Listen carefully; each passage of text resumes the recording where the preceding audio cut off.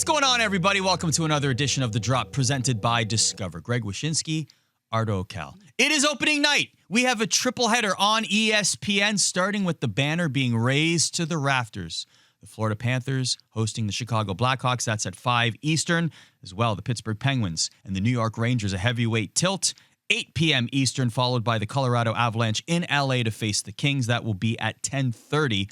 Only on ESPN, a great way to start the season. I've often thought my reaction if I were a visiting player on Stanley Cup banner raising night. Like, would I look at it and have it be fuel for what I want to accomplish myself that season? Or would I be like, I've waited an entire damn preseason of drills and skates and games that didn't matter, and now I've got to wait until these guys just self-glorify for another half an hour, having already skated the cup and partied with the cup and drank beer out of the cup and gone to the elbow room until 4 a.m. with the cup. Now I got to sit here and watch this as I wait to start my season. Well, there's an easy solution. Win the cup. You know what? That's probably true. Unless who was it that was it Eric Johnson? Remember when the Avalanche won the cup and then they opened their season against, was it the Blackhawks, and Eric Johnson won the cup with the Avalanche but was on the Blackhawks team. So he sort of joined the celebration as it was happening. Yeah. But he was in a different uniform, so it was like a cool moment where they were all hugging, and he's there watching the banner raising. Current team's like, this guy. Yeah, this guy, whatever. Or you can do that. You could win with the team. And you're off the text chain now, buddy. Yeah. See you later. Peace out. Deuces. I'm out. So we're going to get to a lot here on the show. Our Emily Kaplan had an opportunity to sit down with Sidney Crosby during the player media tour. So that's coming up a little bit later on.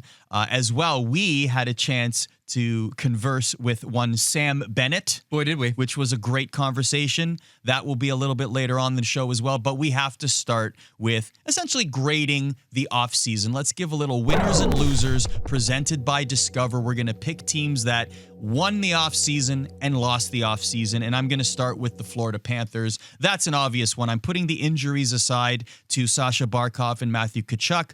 As unfortunate as they are, I'm talking about Bill Zito and how he was able to manage to re-sign 3 key pieces to that second Stanley Cup run. I'm talking about Aaron Ekblad, Brad Marchand, Sam Bennett, all of them still in South Florida. It's an incredible feat. Let me write the minority report here for this. Okay. I think one of the things that makes the Panthers special is the way that they can import players into their system, and those players become the new starving for a championship players. Like, I think having Nate Schmidt, having Seth Jones last year was very beneficial. So I love that they kept the band together, but I do wonder whether or not it's good to have, a new bass player who wants to hit the notes better than the previous guy. I think having some new guys to be hungry for a cup can be beneficial. We'll see how that shakes out with them basically running it back with the same group. So you're saying, like, you know what, Jason Newsted, you're out of Metallica. We're bringing in Robert Trujillo instead. Yeah. Need the hungry bassist. I'm just saying it's good to have somebody in there. Listen, I covered the Panthers a ton last season. It definitely benefited to have some people whose names weren't on the cup in the previous incarnation of the Panthers, nor on the cup in some cases at all. Yeah. So I guess in some cases, like Brad Marchand, et cetera, has now won it twice, but I wonder if that's going to continue to the way he played was, I haven't won that cup in a long time, buddy. Epic. Yeah. Epic. Exactly. One of the great trade deadline acquisitions in all of NHL history. Maybe the best. Who knows? Loser. The Los Angeles Kings, who are also a team that hasn't won a cup in a minute. Kenny Holland, the new GM of the LA Kings, comes in. Everybody's like, okay, there's going to be immediate results. He's coming in. He's a pro from Dover. We've got these guys, Kopitar and Doughty, that are reaching the end. In Kopitar's case, literally reaching the end, with this being his last season. And their offseason is losing Garikoff to the Rangers, trading Jordan Spence, and then signing Cody Ceci and Brian Dumoulin and Corey Perry, amongst others. It was not the spectacular blockbuster offseason that Kings fans may have been expecting. So you do wonder what the Kings are going to ultimately do this year, considering they can't get past the Edmonton Oilers in the first round. Not the most inspiring offseason, but we'll see how it plays out. Well, if you believe in history and juju, Corey Perry will propel them to the Cup final. Winner. So you had this team as your number one could very well win the Stanley Cup. In our previous episode, which you can find in the archives, the Carolina Hurricanes. They add Keandre Miller. They add Nick Ehlers to an already, Keandre Miller specifically, to an already stacked defense. Jacob Slavin and company among the best defenses in the league. Now they add Keandre Miller. They add Nick Ehlers for good depth as well. The Carolina Hurricanes look poised for not being that team that is just the bridesmaid and never the bride. Now they look like a legitimate, serious cup contender. Yeah, and now they have, Nikishin for a full season. They've got a kid, Bradley Nadeau, that people are very high on as well. They have to kind of figure out their second line center. They've been trying Logan Stanko in there to see if that's going to work. There was some talk about maybe even moving Seth Jarvis to 2C. But yeah, I mean, it's a loaded team. I famously faded them to make the playoffs last year, which was stupid. They're quite good. But I did it because I felt like they needed a year for the younger players to percolate a little bit, to mature a little bit. Now they've got this great collection of forwards, a really, really solid defense. It's only gotten better with Miller being there. The question, of course, becomes ultimately, Arda, can a Rod Brind'Amour team finally get over the hump and play for a Stanley Cup? I think this is a group that could do that, especially with the way the rest of the Eastern Conference is shaking out with Florida's injuries. Yes. Very mature of you to call yourself out like that, by the way. I mean, I'm not someone who's going to run away from his mistakes. They're all available in print all the time. Yeah. I can't jump into the story and edit it, even though I've tried to do that so many times to just change the pick. Look at me, I picked it correctly, but I don't have those rights in the ESPN editorial system, unfortunately. I'll give you another loser, the Nashville Predators. Now, listen, they were the loser of the offseason, with hindsight being 2020 last year. They made the biggest splash. They made some fantastic signings. It did not work out for them. They took a different approach this year. They got the likes of Nick Perbix and Nick Hague and Eric Halla. Like they took a different approach, adding depth pieces this year. But to me, until that ship gets righted, they're going to be in the losers column because they have a lot to prove after last year. They do. I'm hoping that, UC Soros kind of becomes UC Soros again. And, a lot of the guys who really struggle to find their footing early with the Predators end up finding it, and they're a more relevant team. But yeah, they're a team that's kind of, you're wondering whether it's just going to be the bottom falls out and all of a sudden, Marchessault is someplace else and Soros is someplace else and maybe even Roman Josi someplace else. Winner for me, finally, has got to be the Vegas Golden Knights. Now, granted, it's with the caveat that their best defenseman, Alex Pietrangelo, maybe has probably played his last game in the National Hockey League because of his hip injuries, and they've got to figure out a way to replace that on their blue line. But up front, they landed the big fish, man. They threw the hooks in the water and they landed the big fish. Mitch Marner is a member of the Vegas Golden Knights, expected to play up on the top line with Jack Eichel. And this is, again, his reputation kind of took a hit in Toronto because of the whole couldn't perform in the playoffs thing. I think that's more of a Toronto problem than it is a Mitch Marner problem, if I'm being honest. I think he'll thrive in the desert. And I think the Vegas Golden Knights have positioned themselves to potentially once again play for a Stanley Cup, given that they have Marner on the top line. And that's a very good point, because now he's surrounded by players that have won the Stanley Cup, that won the Stanley Cup very recently, that know what it takes to win. So that's a huge point. That's a really important point. Yeah. It's not Toronto where they've had early playoff failures and that culture can't help but seep into the locker room. Right. Now you're in a locker room with proven winners. Yeah. In Toronto, it wasn't even a case of having guys that hadn't won yet. It was a bunch of guys who weren't really convinced they could win. And that's a huge difference when you come to Vegas. All right. So those are our winners and losers of the offseason. A lot of attention naturally will be put in the city of Pittsburgh and Sidney Crosby. Could he be a guy that remains a Pittsburgh Penguin for the remainder of his career, the season? Who knows? How would you describe your relationship with the city of Pittsburgh?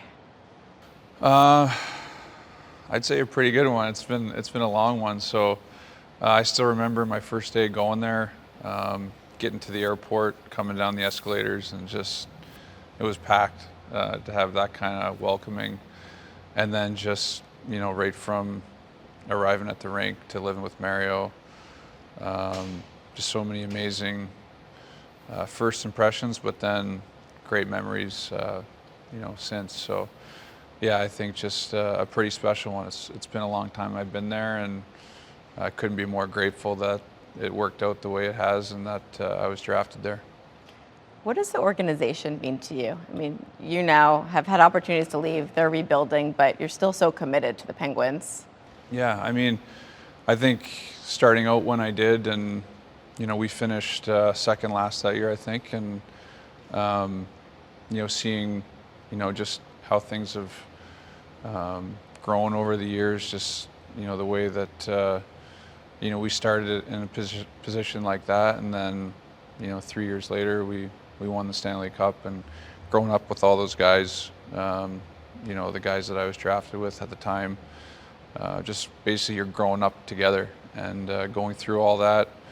The year where I missed a year with injury, there's been a lot over that time, but through all that, it's been consistently supportive. I think just a lot of appreciation that I've been able to be part of the organization for that long, and just grateful for everything that they've done for me as well.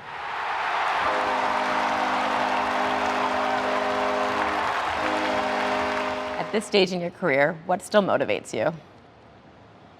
I think as you play, I think you still have the passion. I think you find different things that motivate you. I think year after year, obviously it's an Olympic year, so that's a big motivation. But as far as just in general, I think the motivation is just to be my best. Whatever that is. Regardless of age and expectations, all that. I always just try to be my best, and that's enough for me. But that's what continues to push me. So I'm pretty fortunate to be surrounded by some great players, and also with an Olympic year and having 4 nations last year, that's pretty motivating when when you're playing with guys like that. So there's lots of motivation. As we love to do, it's the start of the NHL season. Let's give some bold predictions, okay? You wrote an article, a bold prediction for every team. Yeah. It is available on ESPN.com. I may have piggybacked off a couple of them. That's fine. As long as you're not yelling profanities at me like most of the people that read that article. How could you write about the Winnipeg Jets like that? Ah! I just assumed. I apologize to the Winnipeg Jets. Many people in Manitoba, no doubt, saw themselves in that impression. Notable for being loud and profane, the people of Manitoba. That was a horrible representation of people, the good people of the city of Winnipeg. Really too happy with the bold prediction. Now, that's worse. The Detroit Red Wings will make the postseason for the first time since 2016. Tell me why. John Gibson is going to have an amazing year. Yeah. For the Detroit Red Wings. Okay. Lucas Raymond is going to have a superstar year. Mm-hmm. The other, the vibes are going to come together. Defensive additions are going to pay dividends. Okay. And we're going to see the young players show up and show out. And therefore, the Red Wings will be competitive. Mm-hmm. And even if they squeak in, they're getting in. So this is the year the Yzer plan comes to fruition. We see the end result of the Yzer plan.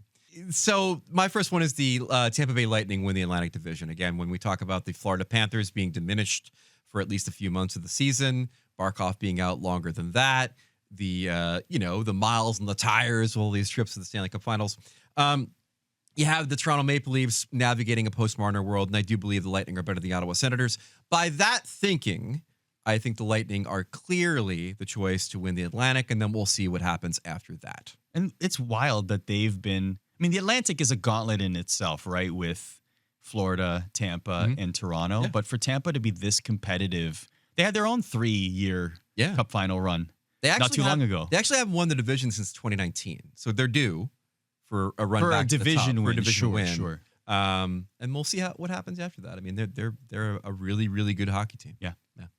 You said in your bold predictions piece, the Anaheim Ducks will be a competitive team, and even if they don't make the playoffs, they'll be like a last week of the season. Yeah. Okay. I'm just going to take a step further. I'm going to say they'll make the postseason. I value that prediction. I would love to find a way to put them in. I just couldn't.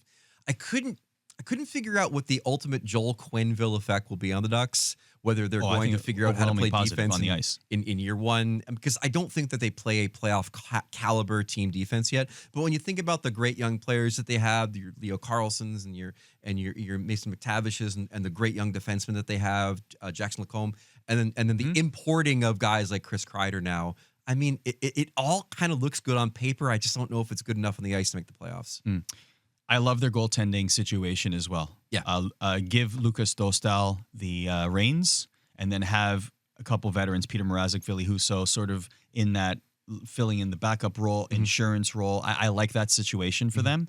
And like you said, like Chris Kreider is going to be a great addition there. I really think they're going to have some good pieces there to make the postseason. So that's my. I think the reason ultimately I didn't pick them to make the playoffs is because of my next bold prediction, which is that the Utah Mammoth will make the playoffs. There's only so many playoff seeds in the Western Conference, and I think the Utah Mammoth are my choice. I kind of believe they might make this leap last season. They weren't quite ready yet. I do love the importing of JJ Peterka from the Buffalo Sabres. Obviously, guys like Gauthier and Logan Cooley and those guys are a bit, a year older. I just like the makeup of their team. I think health is an important thing for this team, and I think that the addition of Vitek Vanacek as sort of the guy that can give Vejmelka a chance to take a nap once in a while towards the end of the season is probably a good thing too.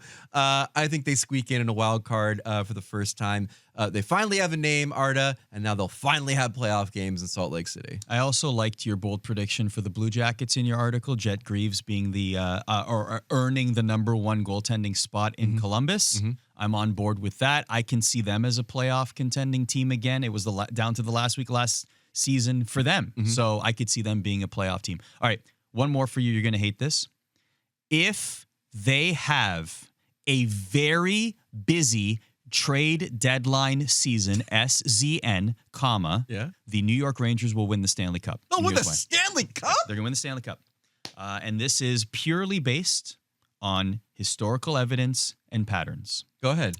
Because we are in a situation where when the Rangers won the Cup in 94, 2 seasons prior, they won the President's Trophy. They exited in the conference final. The following year, they missed the playoffs. They hired a head coach with the first name Mike. They were very busy at the trade deadline in 1994. They picked up the likes of, who did they pick up? Let me see. They picked up Stefan Matteau, Craig McTavish, Brian Noonan. Yeah.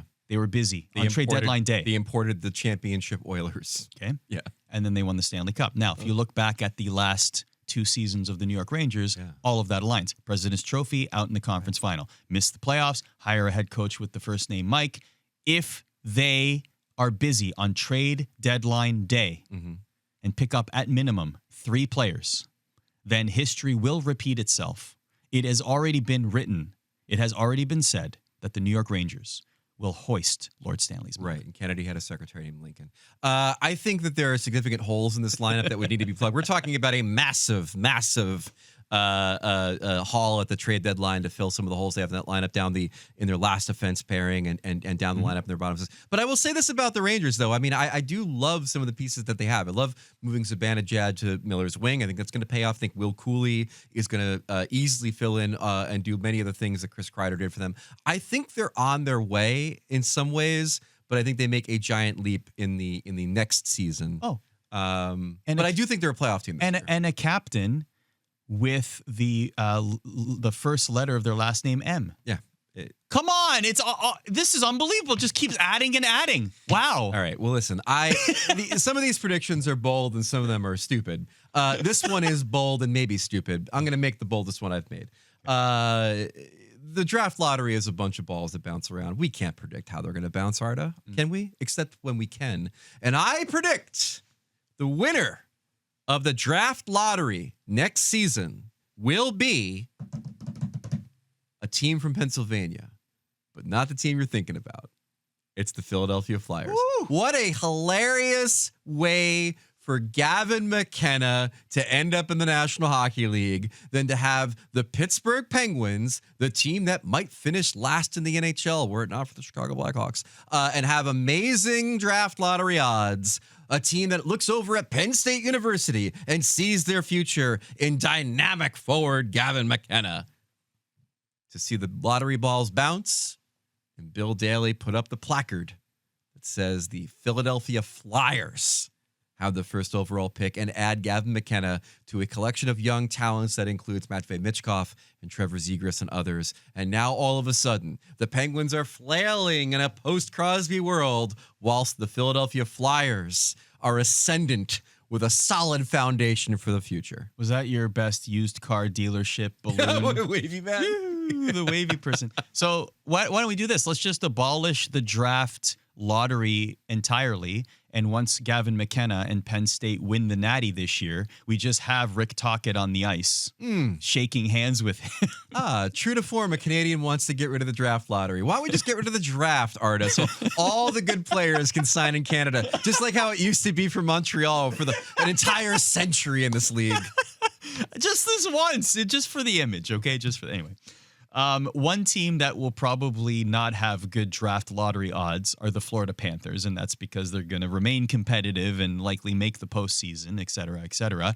One of the reasons they won the Stanley Cup for 2 straight years is one Sam Bennett, and we had a great conversation with him here on The Drop.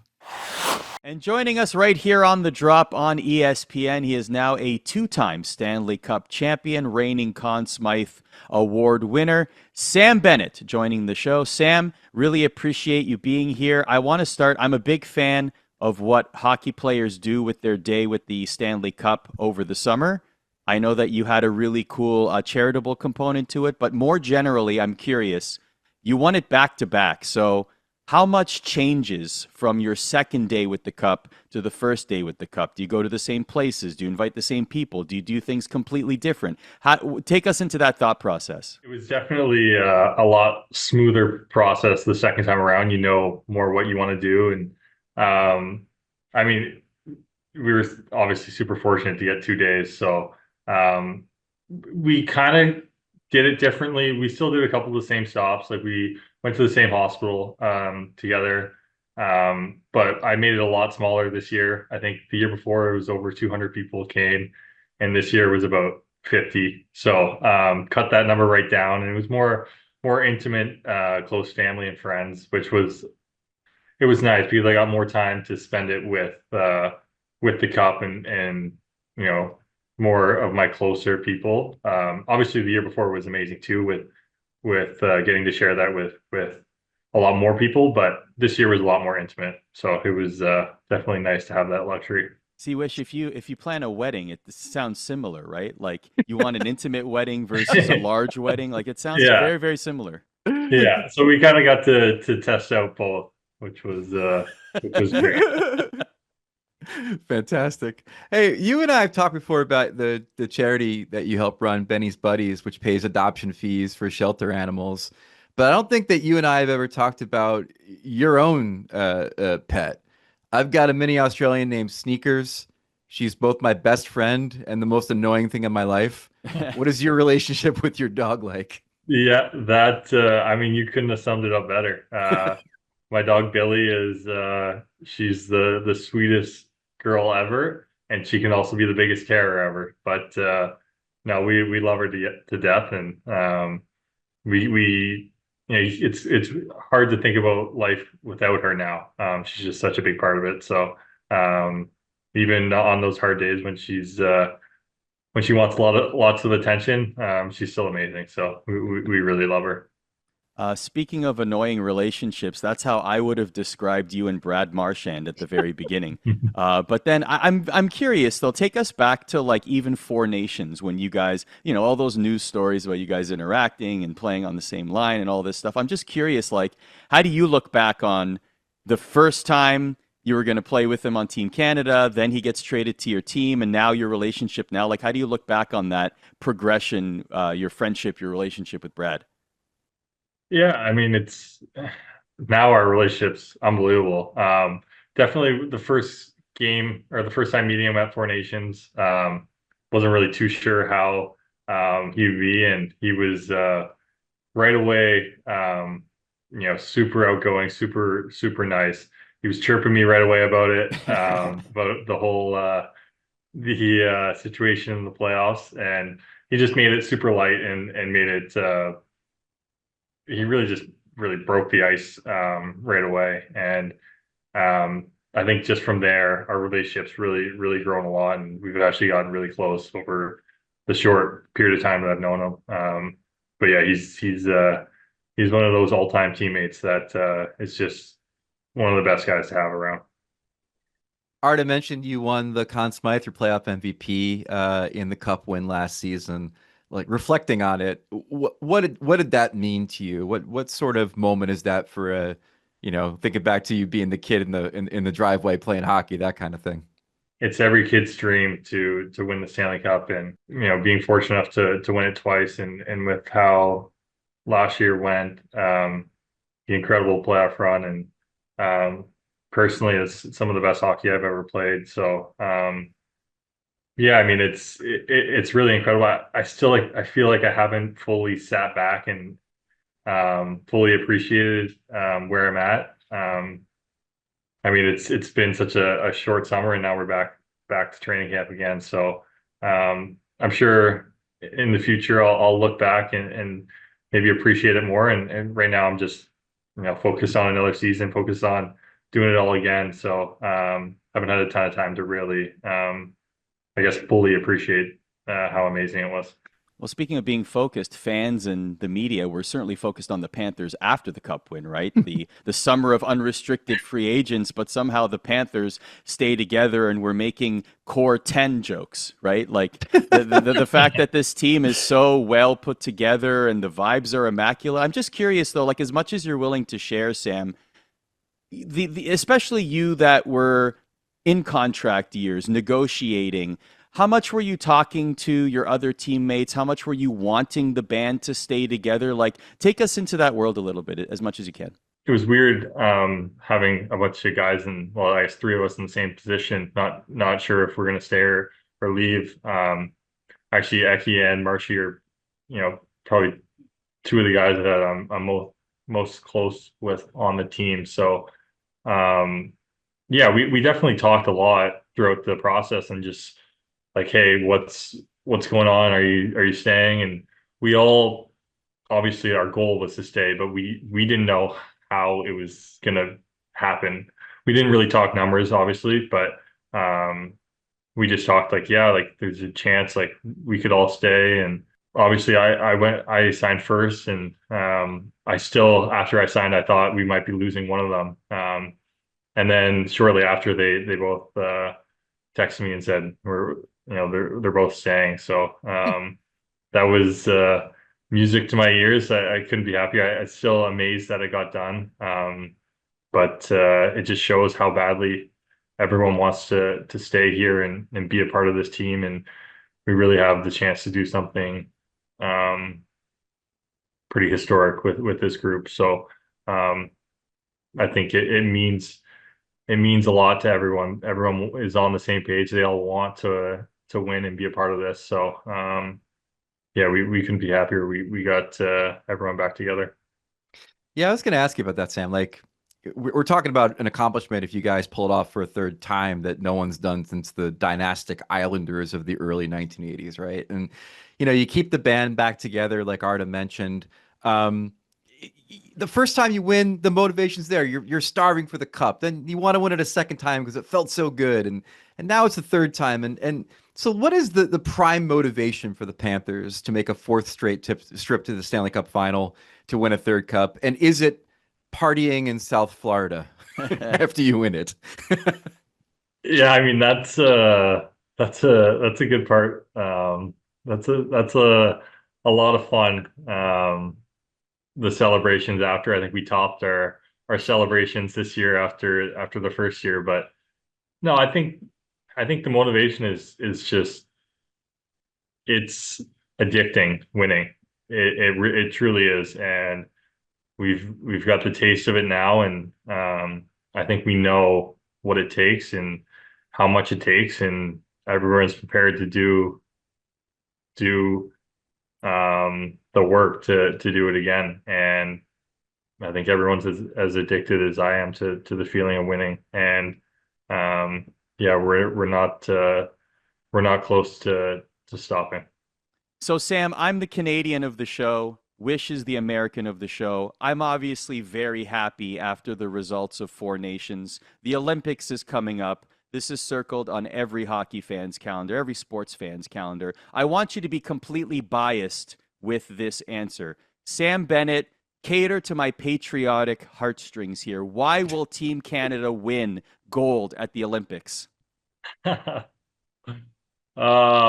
mean, we have, I mean, you just look at that roster. it's an incredible roster. I mean, we got the best forward in the NHL and the best D-man in the NHL, and I mean, just throughout that whole roster, there's so many guys that could even make that team that are top elite talents. So yeah, I mean, we're gonna do everything we can if I get selected to that roster. Obviously, we know how much hockey means to Canadians and how important an Olympic gold is. So we feel that weight, and yeah, we would definitely be doing everything we can to bring gold home. You're cooked, Wish. You're cooked. You got a lot going for you, but you know what you don't have? You're not due. We haven't won since 1980. That's a long time. We're due. We're due for a goal at some point. Last one, Sam.